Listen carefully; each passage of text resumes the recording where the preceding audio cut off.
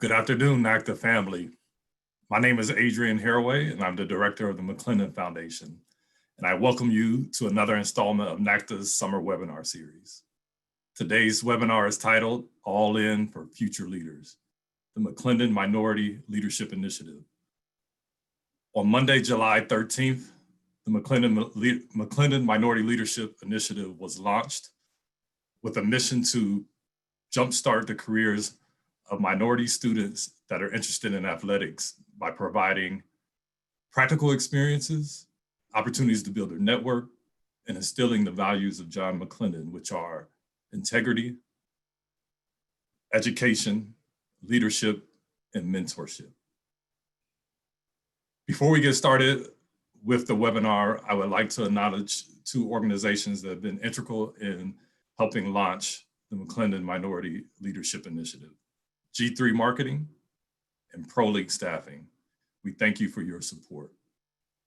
I would like to turn over the floor to our moderator today, Mr. DeWayne Peevy. DeWayne, the floor is yours. Thanks, Adrian. First of all, my name is DeWayne Peevy. I'm the Deputy Director of Athletics at the University of Kentucky. Glad to be able to help with this webinar today. Joining us, our panelists are from my left, I guess from your left to your right, Kentucky, John Calipari, University of Kentucky head men's basketball coach. Ray Anderson, Arizona State University Vice President for University Athletics. And Tommy Amaker, Harvard University head men's basketball coach. Thank you guys for coming on today. We'll go ahead and get started with our first question. Just so to let you know, if you have questions, put them in the Q&A. We'll probably save the last 15 to 20 minutes of the webinar to ask questions from the audience. But we've also got some questions ahead of time just to make sure everybody knows a little bit more about the McLendon Minority Leadership Initiative. So we'll start with our first question for Coach Amaker. So Coach Amaker, can you talk a little bit about who John McLendon was and what his significance is to college athletics? Yeah, well, DeWayne, thank you, and Adrian, and all of you for allowing us to have an opportunity to share this initiative. We're very proud to represent this and hopefully have this become something that's incredibly meaningful for years to come. So thank you for doing this, and thank you for all your efforts. You mentioned the name John McLendon. For me personally, that was what really started it for me. In addition to Coach Cal, making the call to me and asking me to partner and be a part of it. But the name John McLendon, he's a legendary coach in the coaching industry, the coaching fraternity. He's a pioneer. He's the first African-American coach to coach at a predominantly white institution. He was the first African-American to coach any professional sports team. He comes from Kansas. He comes from lineage of learning directly from the game's inventor, Dr. James Naismith. That's where he kind of learned what he wanted to learn about the game of basketball, and went on to become a great coach and started at North Carolina Central University, which at the time, DeWayne, was actually known as North Carolina College for Negroes. Then he became North Carolina Central. But he went on to a legendary coaching career. He's in the National Hall of Fame. So he's in the Naismith Hall of Fame as a dual, inductee. He's in the College Basketball Hall of Fame. He's someone that, for me personally, when I think of, a gentleman, I think of, a leader, a teacher. He really believed in things beyond the 94/50 for his teams and his players. And he didn't get his due for a long time. And so I'm just proud to have a chance to be associated, with his name, and certainly with the foundation that has been started by NACDA, partnered with NACDA, and also obviously with the McLendon Minority Leadership Initiative. So personally for me, it's an honor, and to have a chance to honor his great legacy, and then hopefully have a chance to support this amazing mission, that's been started. Thank you. That was perfect. Coach Calipari, why did you feel this initiative should be under the McLendon Foundation umbrella? You gotta unmute. My wife's not here to help me, so sometimes I'll be behind on this stuff. We were looking, where do we house this? Because we coaches, Coach Amaker talks about inside out all the time, that we start on our own campus, in our own program, in our own athletic department. Let's make sure all of us are starting there. And by doing this initiative, that was the idea, that we start within our own campus first. But that meant, if like right now there's 70 coaches, football coaches, basketball coaches, baseball coaches, women's basketball coaches, that have all signed up to say we're all in on this. Tommy, I believe it's 60 schools right now. And so, but where do we house it? How do we do this versus I do my campus, Tommy does his campus, we all do our own campuses. This way it's housed with ProLink staffing, taking in all the applications, and then we go from there. It kind of felt like the right place. But the most important thing, we all wanted to honor Coach McLendon.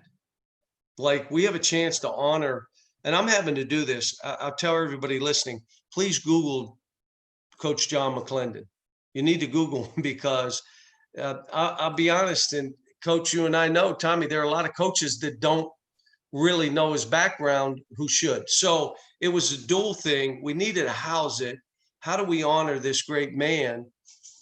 And then who will help us, like when we go back to our campuses and we're coaching, even though we want to stay involved mentoring, we're not going to have a chance collectively to keep coming together the way we have.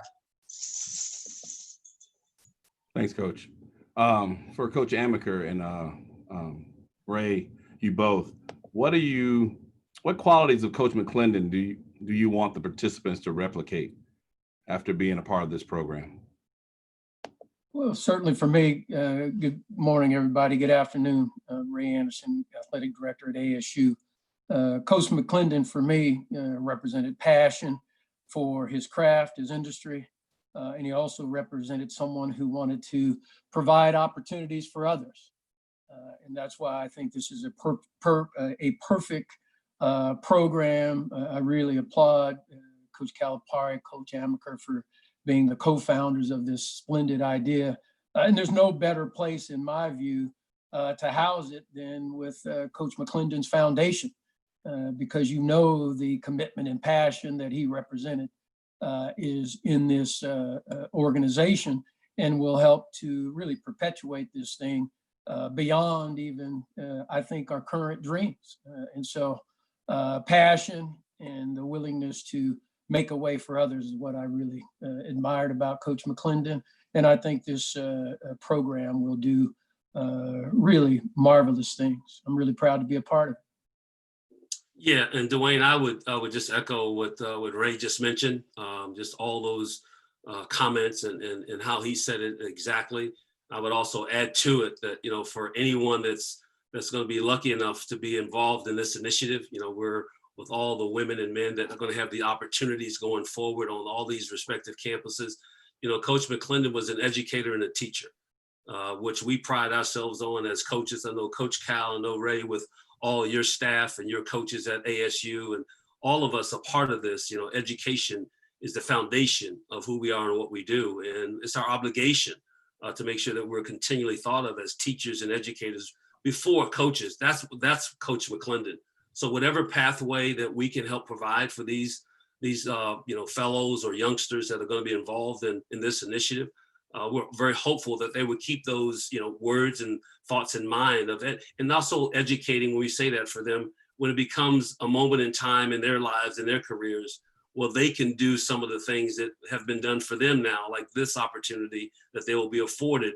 They'll do that. They'll make sure that they are doing that for their communities and their respective areas, to reach back, to reach out, and certainly make sure that they're viewed as teachers and educators. And I can't think of anything that's better than that. I think of 3 words of great people and great places that they do. They teach, they lead, and then they serve. Coach McLendon, he did that as well as anyone. And I'm hopeful that these youngsters that will be involved in this will obviously embody that as well. Great. So start with a couple other questions about the initiative. So what was the genesis of the McLendon Minority Leadership Initiative? How about you, John? Let me take that off again. And you have to excuse the beard and the ponytail. I didn't want to get my hair cut until there was some sort of vaccine, but it's looking like I'm either going to have a ponytail down my back or get this cut sooner. So here's what I would say. All of us, with all that was going on in our world, I think everybody had to step back, whoever you were, whatever your profession, and say, wait a minute, what am I not hearing? What am I not seeing here? What am I not doing? And that's we coaches. And what happens with coaches, and most of us on this webinar, we're about solutions. And so it moved us to say, enough talking, enough writing papers, enough, where's the action? What can we do? And I go back to Coach Amaker, Inside Out. First of all, we've said to every coach, what about your own staff now? And that becomes trainers and weight strength and film and your not assistants and your personal assist. What does your staff look like? The second thing was, what do our athletic department staffs look like and what could they look like?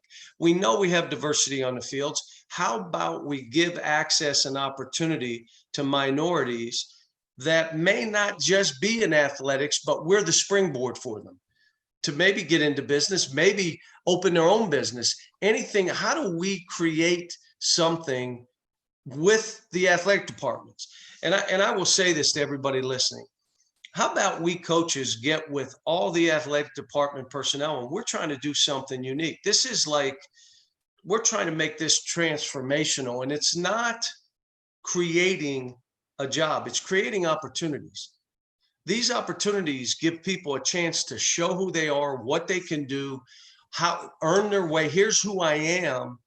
And that was the idea. We knew it would have to have coaches funding because right now every athletic department's in the same boat. And I'm telling you, 70 coaches stepped up and said, I will be the point of funding. And which amazed me. And Coach Amaker, we kind of stepped back and we didn't know what we had here, but it ends up being at all levels. And the initial stuff may be mostly Power Fives because coaches can afford it more. But we want to get to where there's matching funds so that every university has a chance to say, we can bring in leaders and future leaders and decision makers. And that would be my last point. It's not a position. It is, how do we create, how do we develop, how do we mentor the next minority leaders and decision makers? And now, where will this go? We don't know. But I can just tell you, I'm excited. The coaches that I'm talking to are excited.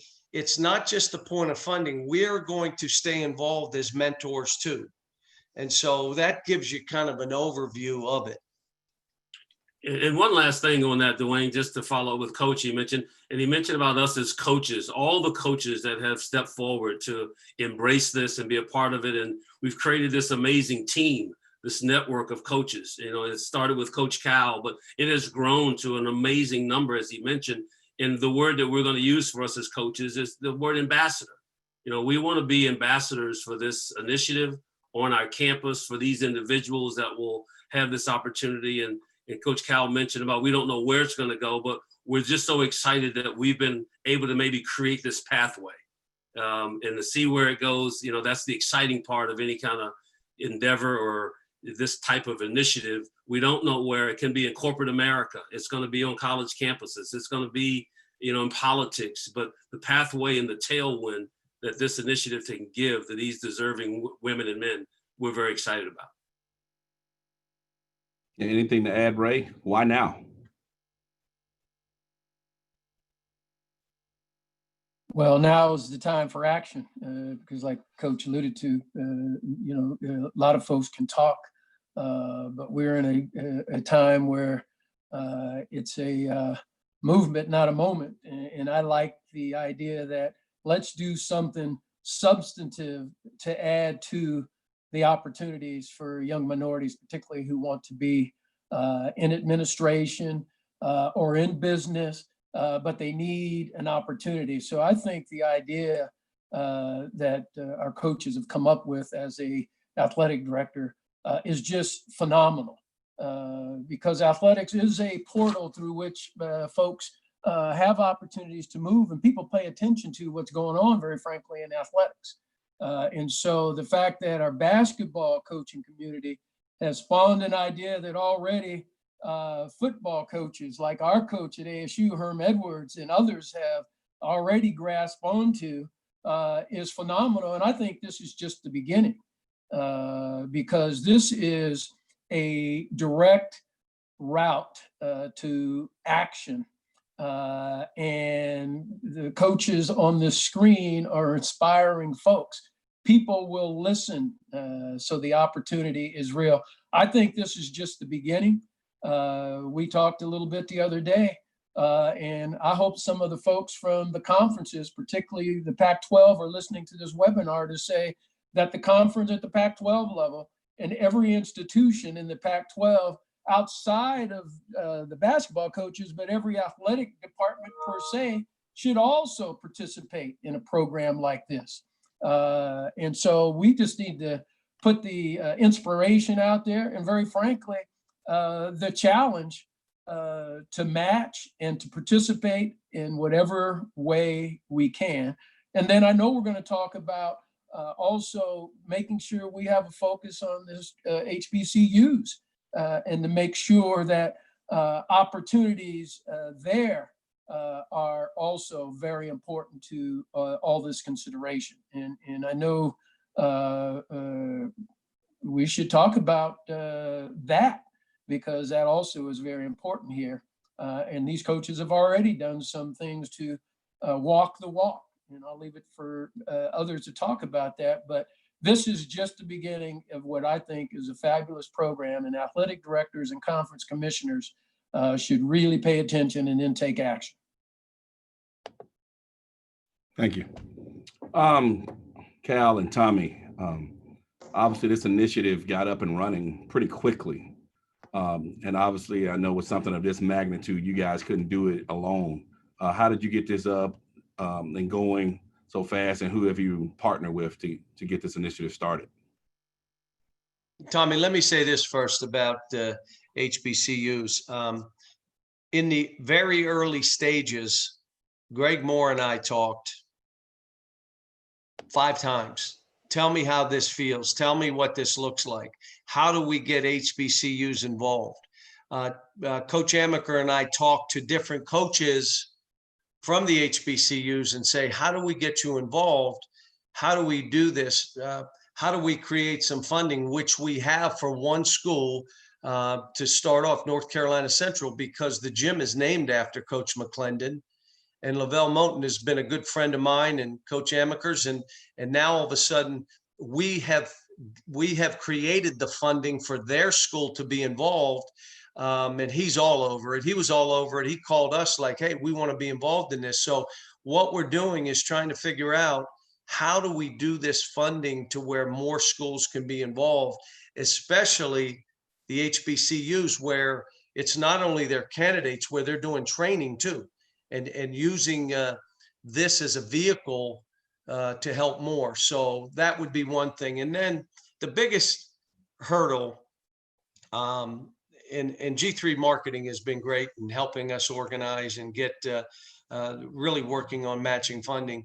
But ProLink staffing, Tony Manfuso, the issue I had is, how would we get the applications and who would you decide? And all of a sudden, Tony from ProLink staffing, Tony Manfuso, says he hears the idea, he loves it, his heart is in it. He says, I will make my company available.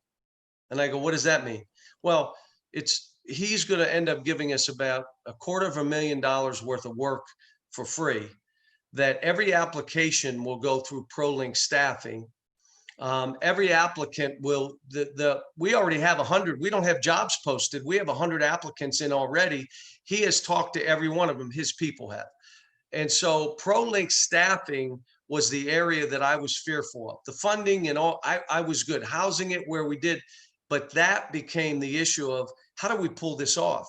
Well, Tony, in 3 weeks, will have candidates, 2 candidates, 3 candidates, however each position requests every school in 3 weeks, which for the kids that are applying, and I say the young men and women, some of them may be older, some of them may have masters, and you don't know what this grouping is going to look like, but they all go through him.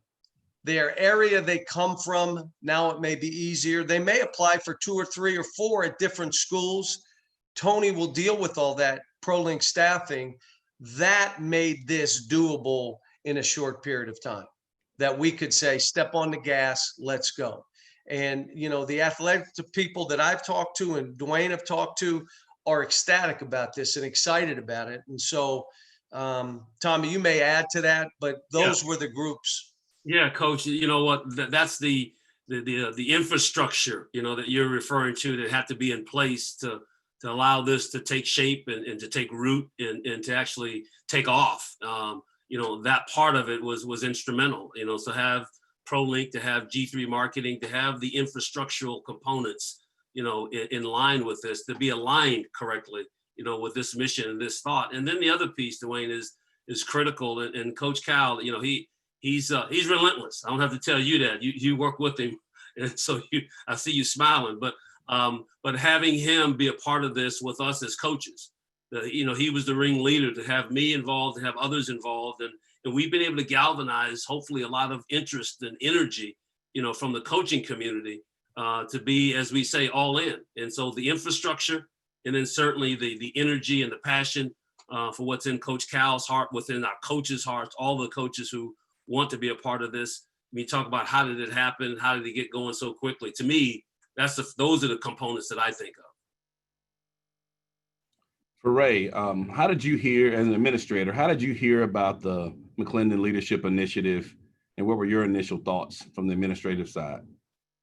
Well, I heard when the Pac-12 basketball coaches got together, and obviously the idea from Coach Cal and Tommy entered the room, and then I got a call from our deputy commissioner, Jamie Zvinovich, who is really into our men's basketball, and he was all excited about this great idea that the coaches had come up with.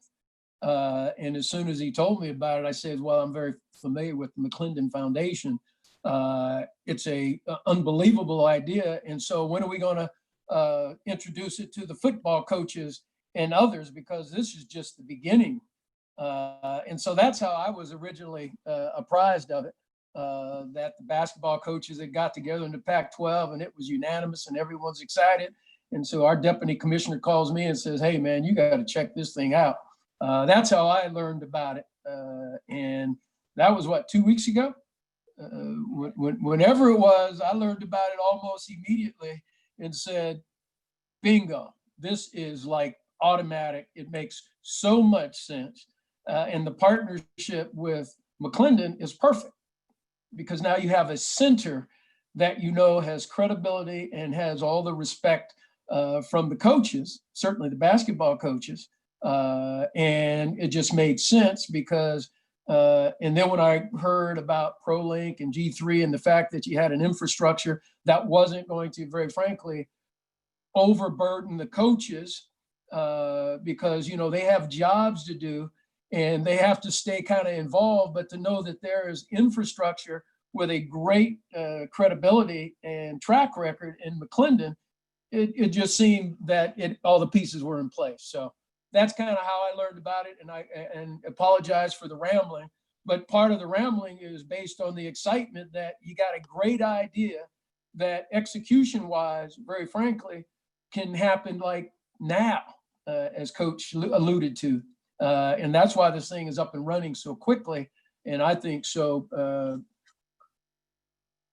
tremendously in terms of its potential. I mean, to piggyback off that, when Coach we first talked about the initiative, we were really trying to figure out what could we do at Kentucky. And then it turned into, man, how can we take this to the next level, and every school can do it? And I think that was the thing that really got us excited, because we weren't talking about, we threw out all kinds of numbers of different kinds of jobs and positions we could do at our school, but the opportunity to share the vision and be able to create a formula that can work on across the country was a big key. And so a segue from that, Cal, Tommy, if you could talk a little bit about how do other coaches and administrators get involved if they're interested in this? Coach, why don't you run with that to start? Well, I think first of all, you minorityleaders.org, minorityleaders.org. Any administrator, any coach, any business leader that wants to be involved, they go there. How about this? Any of you have men or women that you think would be great administrators, they should apply for these positions. And you can do that through minorityleaders.org. And I would say to you that one of the things we're trying to do, because we're on athletics, and Ray, I don't know if we talked to you about this, but we're talking about our own athletes. We encourage them not to train your athletes at Arizona State, train at Boston College, train at another school. And then, Ray, you make the call. How'd they do? And they said, unbelievable. Mhm. All right, I'm hiring them with me. Now they got a taste of something else. And I think it's hard for athletes to start at their own school. I think that's a real challenge. So this became that kind of challenge. How do we make this so that we're not just creating positions? We're trying to create and develop leaders and decision makers. How do we make this so the candidates understand you got to earn this, man. You got to take advantage of this. This is access and opportunity, but you're going to have to do this, and we're going to be there. We're going to be there to mentor. How do we light a fire and create hope maybe in areas where someone said, I won't apply because I can't get that job, or that, that's not something I can do. And you look and you say, why not? Why can't you? And I think all of us listening to this had somebody in our life that convinced us that, wait a minute, you're not thinking right. You can do whatever you choose to do. That's who we want to be. We want this to be a springboard. We don't know, Coach Amaker, what it's a springboard to. We do know that if in 5 years we have data that says this is working because of X, Y, and Z, and in 10 years, we look at athletic departments in other areas and say, wow, this looks different than it did 10 years ago. Then we can all sit back and say, wow, we were part of a movement. We were part of something that was transformational. And that's, again, DeWayne will tell you, and Coach Amaker, they know I have ideas that I expect everyone else to follow through and do the stuff to make the idea work most cases. But this was one that it's been easy to jump in, because the more we're in it, the more people give us ideas. And the best thing is, like, I was on the phone last night with Nick Saban and Jimbo Fisher, and these dudes are like all in. Can I make calls? They want to call other coaches. I'm on with Herm Edwards. Ray, you'd have been proud. Herm Edwards, we talked an hour. I could not get Herm off the phone. That's not unusual. Okay. So, I mean, we talked to, Tommy, Conzo Martin. How about Frank Martin? How adamant this is, like, let's go.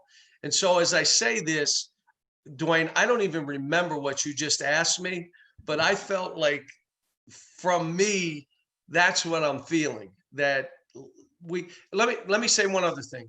This is for every athletic department. Every one of us are in the same boat. Every one of us have anxiety, fear, what's next. Here's my point of this, because people have said, wait till next year. They told us that. Coach Amaker, right? Wait till next year.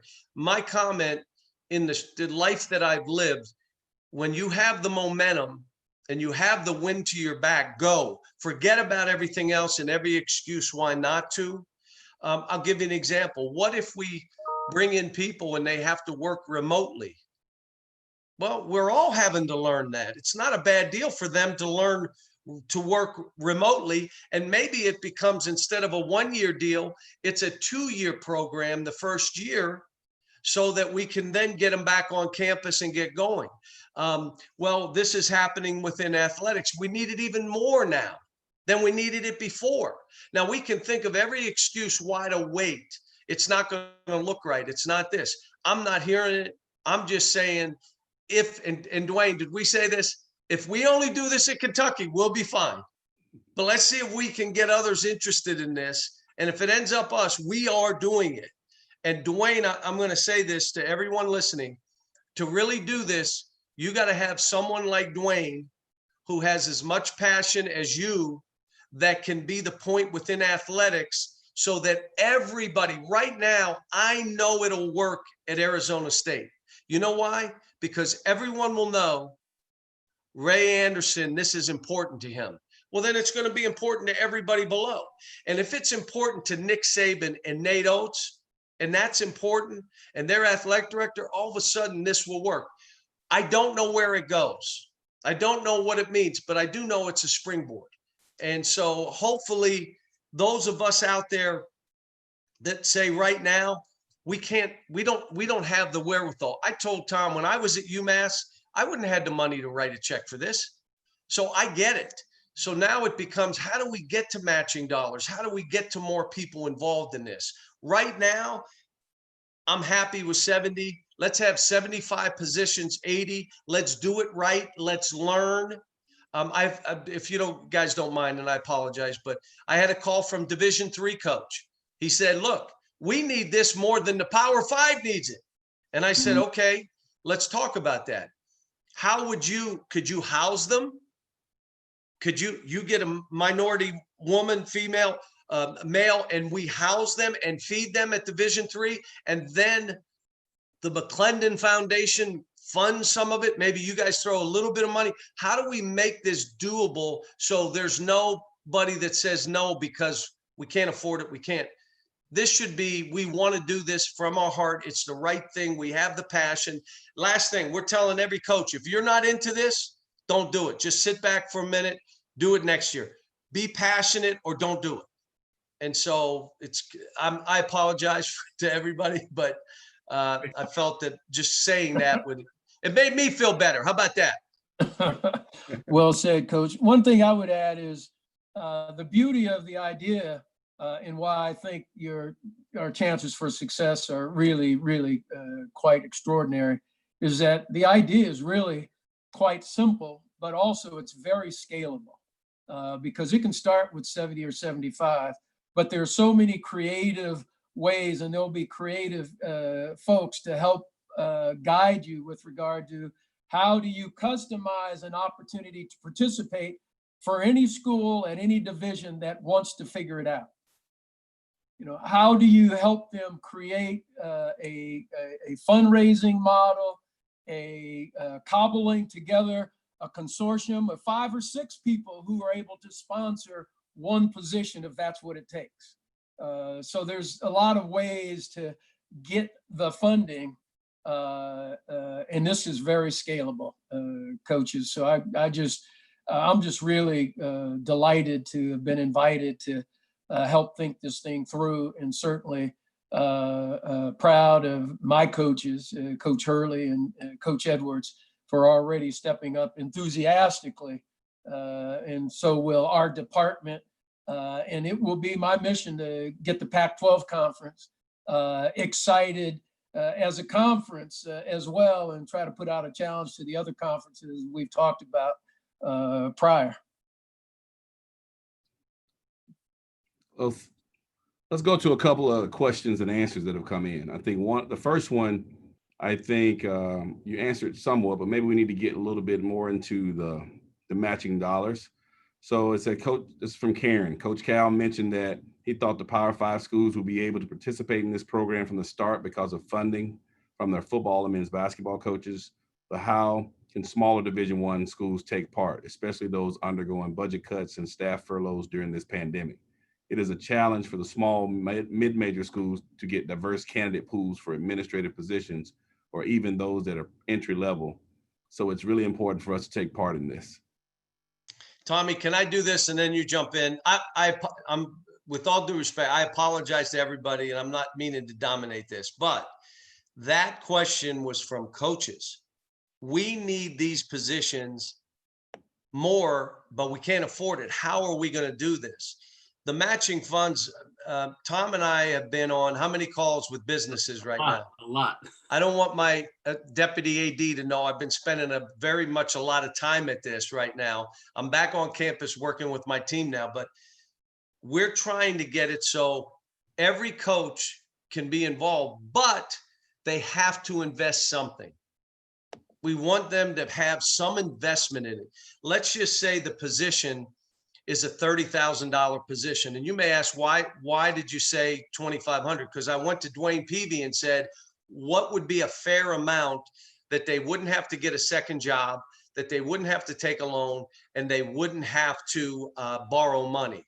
What would that be? Because this is a springboard, not to weight anybody down. This is to get them going. And he said $2,500 a month would be more than fair. Well, that's $30,000 for 12 months, $25,000 for 10 months. So then it became, okay, what if a group of coaches could get half together, 15, and we fund the other half, where we get a business involved that says, I love this, I love what it's doing. And by that business being involved, they would get access to the database for all the minority candidates that came in, all the talent that's in. Because if we have 700 that applied and only 70 to 75 are getting jobs or the opportunities and access this year, there's a lot of really worthy candidates, and whatever businesses are involved with us have an opportunity to have that database and be able to interview and do other things that way. So that's why matching dollars are so important. And the last thing, the coaches said, Coach, they'll get real work experience because they're going to come in with us. We're shorthanded already.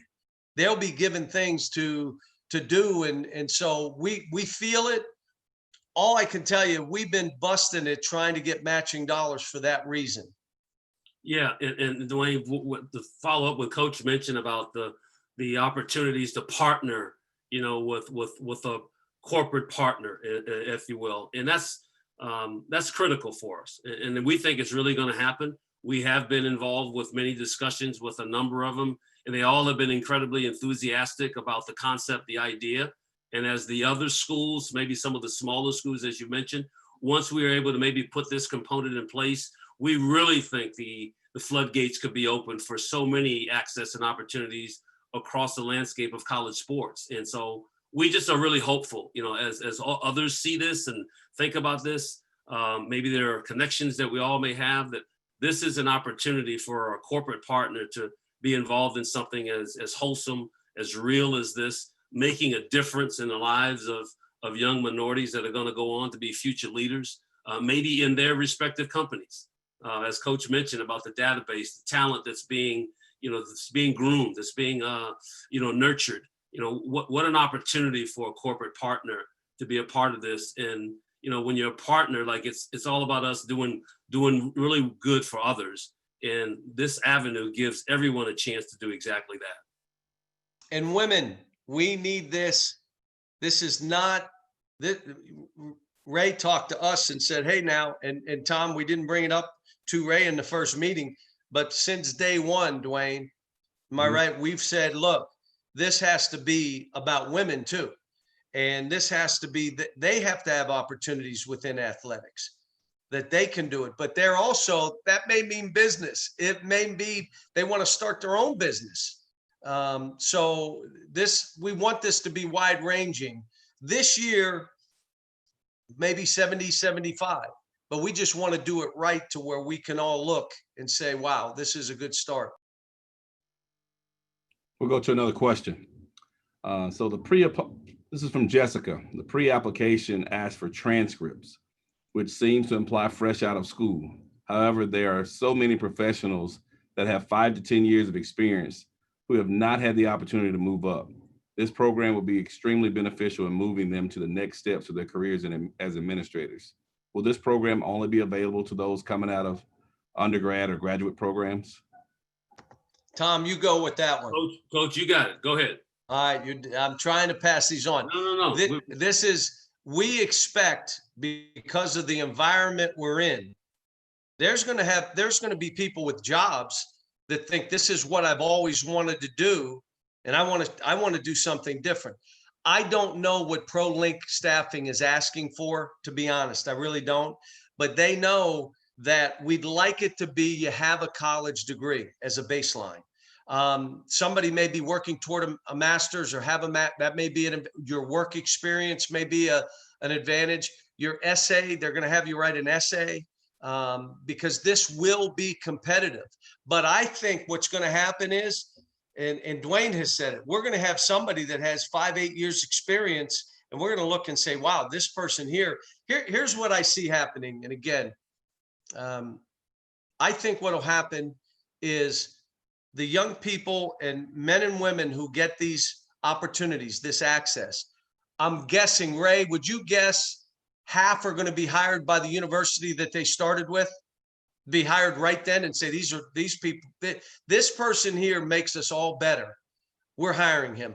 I'm saying half, it may be 40%, but I think there'll be another 20% that'll be saying, I have an opportunity in a business sense, and that's where I want to take this. And others may be hired by other universities. Ray, do you think that it could be as many, if it's 70, 30 could be hired by the universities that they started because they say, wow, that I'm really enthused and I'm impressed? Yeah, because of the familiarity will certainly, and knowing the culture and environment, probably a little more than an outsider coming in for the first time. There may be some of that. But I also like one point you made, Coach Calipari, is that to encourage folks, say, for instance, internally to apply, but also get a chance to push them out of the nest and push them to Boston, push them to Lexington, push them to another environment so that they grow and get another environment, if you will. But I think initially, I think that's a good guess that a number of them will come from your own familiar surroundings. But the beauty of the program, particularly if you do it at scale, is there will be places to go outside of your own comfort zone. I will check with Tony for that question. Does the application have to have a transcript if they haven't been in school for 5 or 8 years, 10 years? What would that do? We have not asked the question, but I really thank you for that question, because every time we talk, something, Tommy, right? Something new comes at us and it makes us even better. Yep. And the good thing is that it's not that hard to get the transcript because we're not asking for official transcripts. So it can be a copy of your transcript, something that, might cost, $10 or less to get a copy sent. Just like if you're getting into your first round or getting into grad school or something like that, just to be able to see how you did as a student to show that you were a graduate. So that's the good thing. It's not trying to get an official transcript from your school that might be harder to do. It's a little easier to do that on the online process now. So which is helpful. As an athletic director, Ray, how are you determining what units you will place your future leaders, or how are you determining what job descriptions will be available at Arizona State? Well, we would, I don't have any preconceived notion. So what I would do is I'd invite certainly our administrators and our head coaches and some ops people who are really interested to chime in and help construct what we want. So I kind of go in with it's a whiteboard. Let's do it and determine as a team, how do we utilize this opportunity to our maximum advantage instead of me trying to determine in advance what it is. So we'll do it as a team project, if you will, with real input from all the folks administratively, coaching, personnel, ops who would be involved with this position. That's how we would do it. And that way you get a chance for a lot of folks to create, innovate, take ownership of hopefully something that will be an important long-term project and positions for us. And DeWayne, just to follow up with Ray's comment on that, it's going to be amazing to see and to find out, some of the hidden talents and abilities of these individuals that are going to be on these campuses. I mean, I think we're going to be encouraged and enthused to find out that there's talent that's coming to our environment that, we think of one sector of our athletic department and find out that this individual is incredibly gifted or talented in this particular area. That's how things take off. That's how things happen organically. That's how they happen authentically. And as Ray mentioned, not trying to push anything into one, like I think we're hoping to let as the great Ray Charles said, with his music, we're going to let it do what it do. And I think that's going to be one of the ways that we're going to find that this is going to be incredibly successful. Yeah, I think one of the things that we've seen from the Kentucky side of it is that the interest of the positions, and that's one of the things that, the pandemic that we're dealing with in college athletics, there's more need than even might have been last year. So the way we're looking at it, I'm encouraging applicants to apply for multiple positions if you're interested, to give you multiple opportunities. Kentucky, we're planning on posting maybe as many as 12 different areas, positions in different areas on our campus. And thanks to Coach Calipari's donation, at this point, we're already going to bring in 5 positions just at the University of Kentucky that'll come from those areas. The reason we do more, because when we've got certain areas, maybe you don't have a bunch of applicants that are interested or have experience or even wanting to work in a particular area. So we didn't discourage anybody at this point. But at another point, we'll look, okay, where are most of our applicants trying to apply for? Okay, these are areas of need or great interest, and that's what we'll center on. But it also might give us, hey, we might have 6 or 7 positions that maybe somebody else wants to contribute to because they see the need and they know that somebody can be placed in that position. So it'll be interesting because on different campuses, it'll happen a different way. Obviously, with us having multiple positions, that probably dictates something a little different. But if you have one position, you have an opportunity to get a multitude of experience in a year's time, which could be very vital as well. DeWayne, I need you to mention what you're doing with the mentors. Okay. What we're doing at Kentucky, I'm leading our diversity advocacy committee, and it's 10 members of that committee, staff members. And what we've done for each one of our future leaders that'll be on our campus, remember I said 5, 2 of the diversity advocacy committee members will serve as mentors for each of those future leaders, along with Coach Calipari, Mitch Barnhart as well. But we want to be able to give special attention to help them. Obviously, it'll be 5 of them so they can help each other too. And we're already discussing how can we have an exchange program where future leaders across the country can get together once a year. And can we do that virtually in year 1 before, we get to a point where maybe quarterly to be able to share ideas of what's going on in each other's campuses and other things that we can do. I'm just excited about the opportunities that might come out of this, because I agree that you're going to have some people that are not just fresh out of school, that have just been looking for an opportunity. Maybe they're knowing about different jobs or apply for different positions. And now I get a chance to work on maybe a campus or an opportunity that wasn't there for me. Because a lot of times these jobs, they come and go pretty fast. I mean, they're posted, they're filled, and you found out about it when you heard somebody got a job sometimes. And so I think it's going to be a great opportunity for a lot of people. The funding model, we got a question about the financial logistics of it. So let's talk a little bit more about the funding. I guess we didn't talk about it enough. There's a question from Jamie.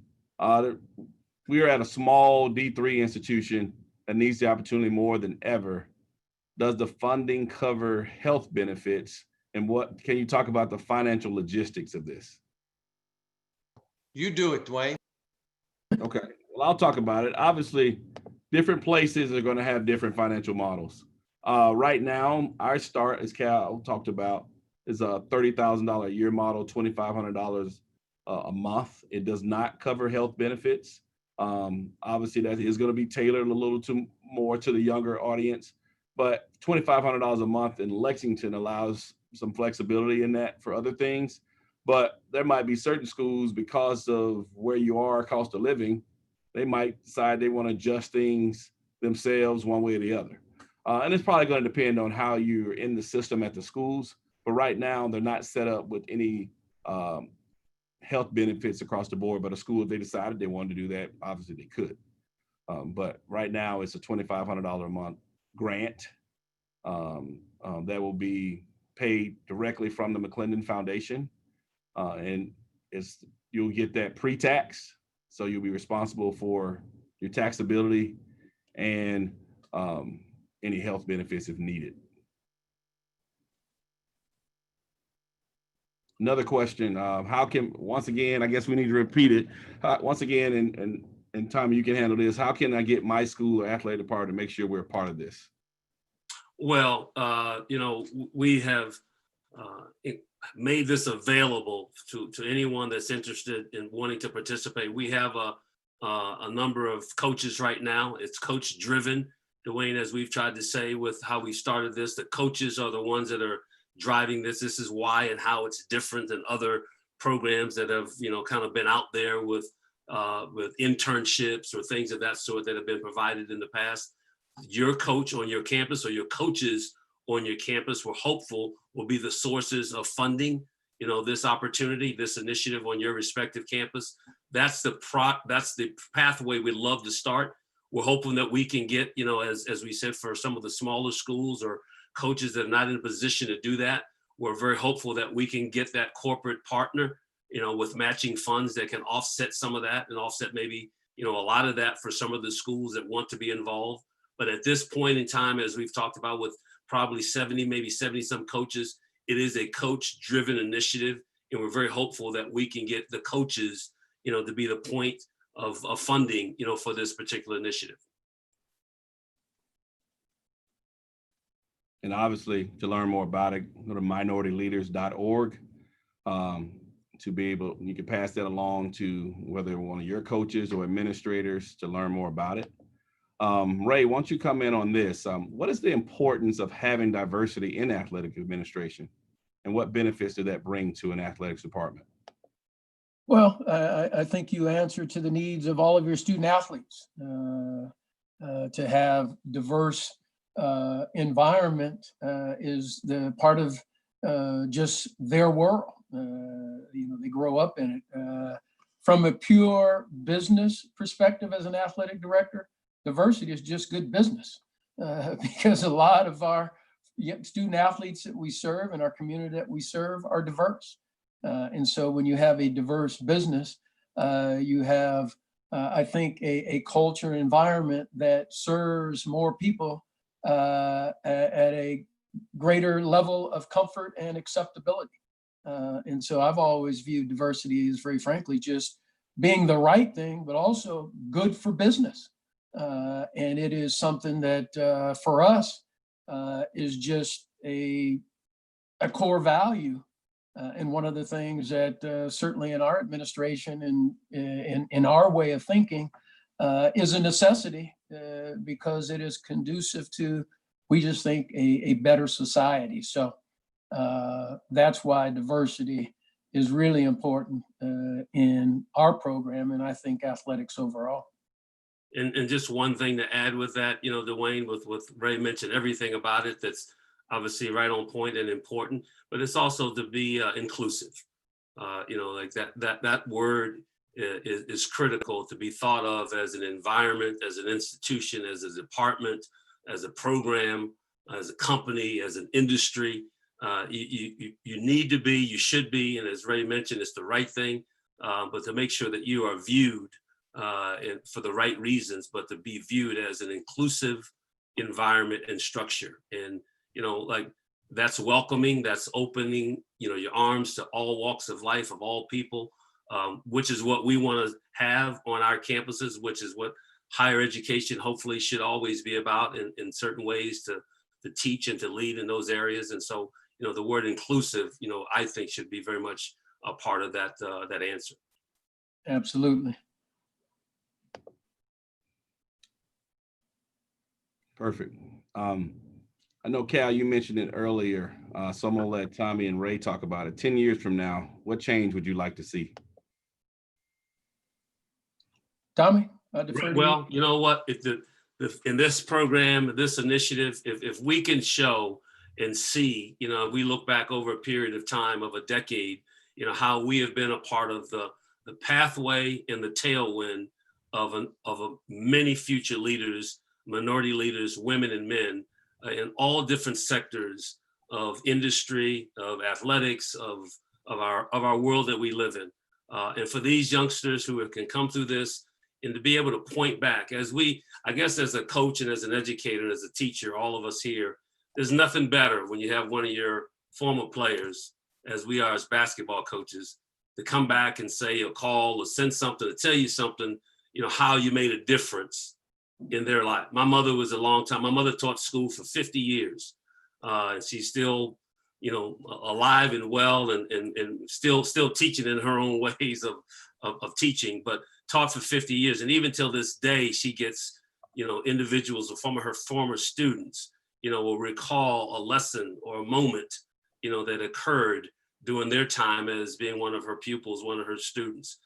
There's nothing better than receiving that. So in 10 years, over a period of time, if we can say that has occurred and we have, minority leaders that have come through the McLendon Minority Leadership Initiative and can point to this as a way that really kind of was a game changer for them, doesn't get any better than that. And I anticipate, DeWayne, I really believe, given what we have, the structure we have, the people that's involved, the coaches, the ADs, as Ray, and all the conferences that are going to get involved, that's going to happen. I'm excited to hopefully to receive thoughts about that one day, because I'm very hopeful that we're going to help change the lives, help a pathway, a tailwind for these deserving men and women for these opportunities to help go change their environments, change their communities. And when we see that, well, you know what? We've done well.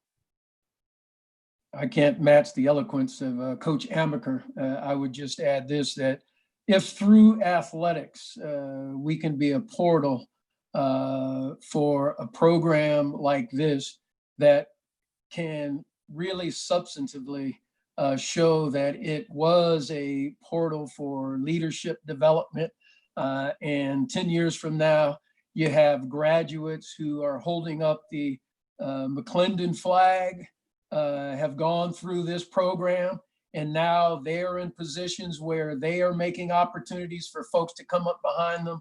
That would be one of the most gratifying things anybody on this call will do in their careers, and to be a part of this and be invited to participate with you all to be part of that portal development is really quite humbling. But I think in 10 years, we will show a bunch of graduates and look back and say, wow, that was impactful. And it went through the portal of athletics, starting with basketball.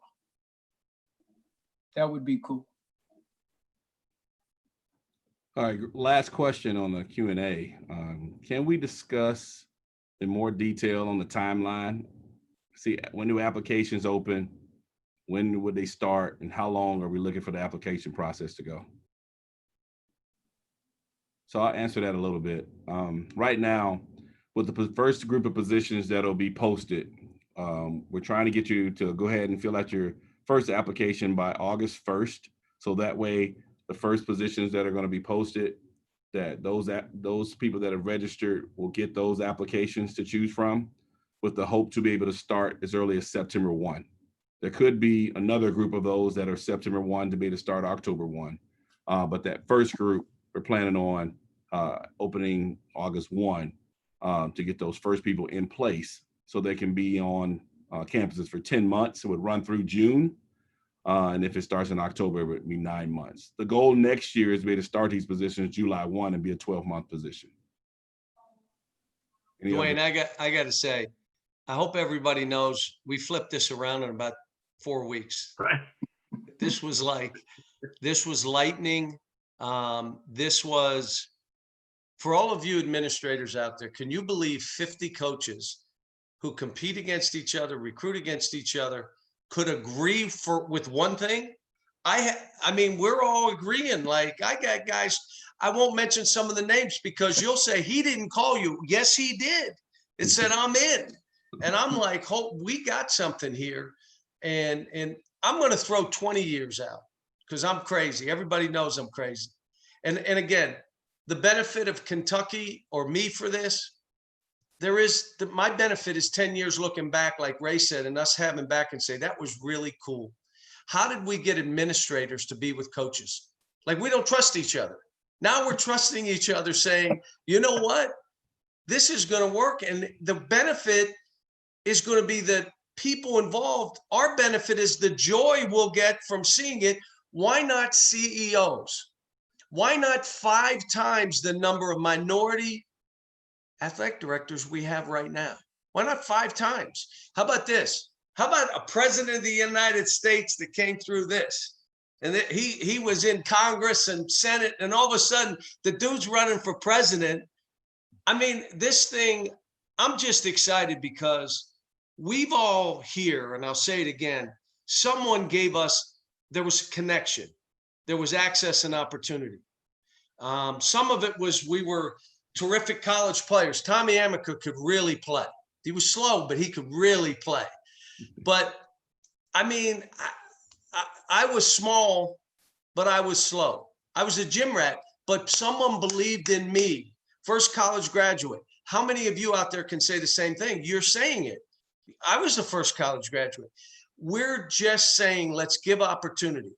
This isn't us trying, Tommy and I trying to gain from this. This is about us just giving to this.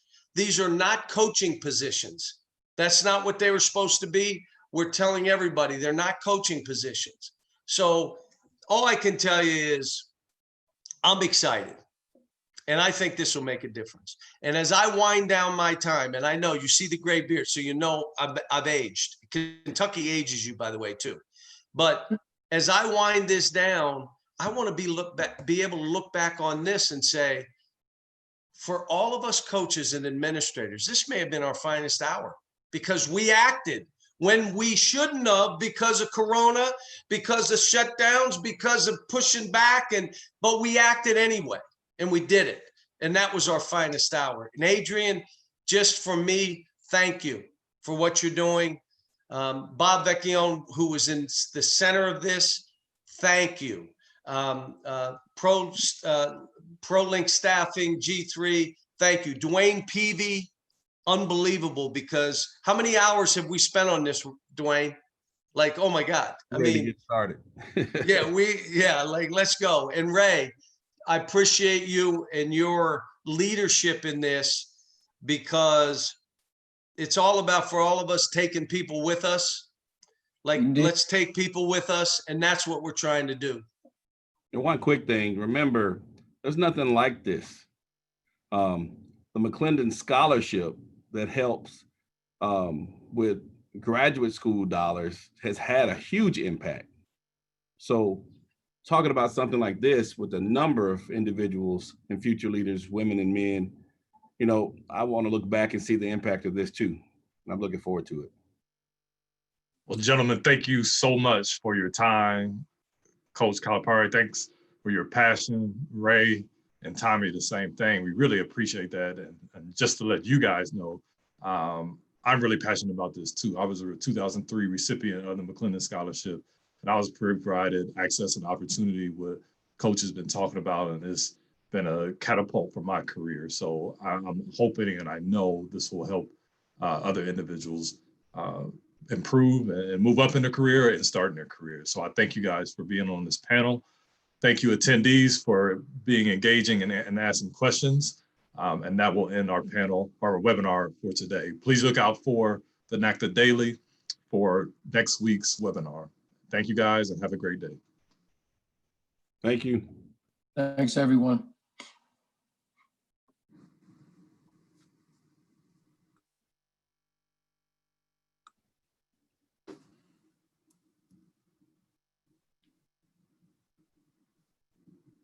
Good.